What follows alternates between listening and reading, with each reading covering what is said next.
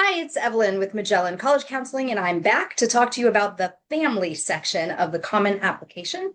So let me walk you through it. This is actually one of the simpler sections, but it's important. It's got a lot of good information. So I'm here in the dashboard. Remember, here on the left is our navigation. Here in the middle is our working section, and then here on the right is if you need some help. You can search the FAQs. It's got a lot of great information there. So I'm going to click on My Common Application. That's the second icon down. And again, this is where all the really good, rich information needs to go. So I'm going to click on the Family section.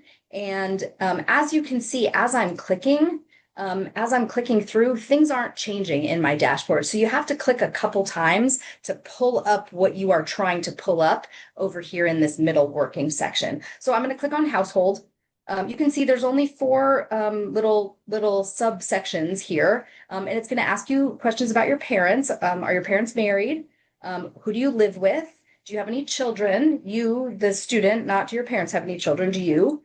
When you hit continue, it's going to ask you some information about your parents, and you get to decide which parent is parent one, which parent is parent two, and it is going to ask you if both of your parents are living. If one of your parents is deceased, you will see that it asks for a date, and this is required. So I'm just walking you through a bunch of scenarios. So let's say she's still here. What's her name? What is her email? So the Common App sometimes communicates with parents, and the colleges sometimes communicates with parents. So that's why they're asking for your parents' email address. They also want a phone number, but you can see this isn't required. In fact, the email isn't even required. So again, we're looking for questions that have that red asterisk. Those are the required ones. And some are not required, but again, sometimes the colleges want to communicate with your parents, and that's fine. They ask about your parents' occupation, and how they're employed and what their highest education level is. You can see again, this one is required. This one's really important. And you probably want to sit with your mom and or dad when you're doing this, or whichever parent you are going to include in your Common App, because there's probably some information in here that it asks for that you don't know off the top of their head. So for example, what degree does your parent have?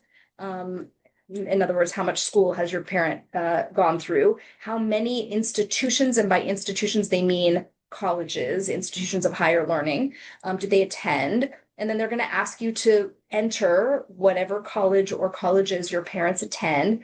How many degrees? What degree did your parent get? So if you happen to have a parent who is a lawyer, that was probably a JD or an LLM. You might have a parent who's a doctor or who has an advanced degree, or has a master's degree. But it also asks stuff again that you probably don't know off the top of your head. What year did your parent get their degree? What degree did they receive? Again, this might be stuff that you have to ask mom or dad because you just don't know the difference between these things. So year received, degree received, all of this stuff you may not know right off the top of your head. That's really it. It asks you that about both parents.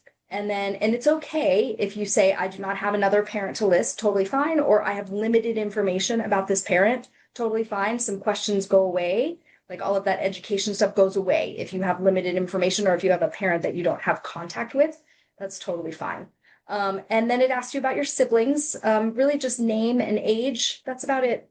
So the family section is pretty short and sweet.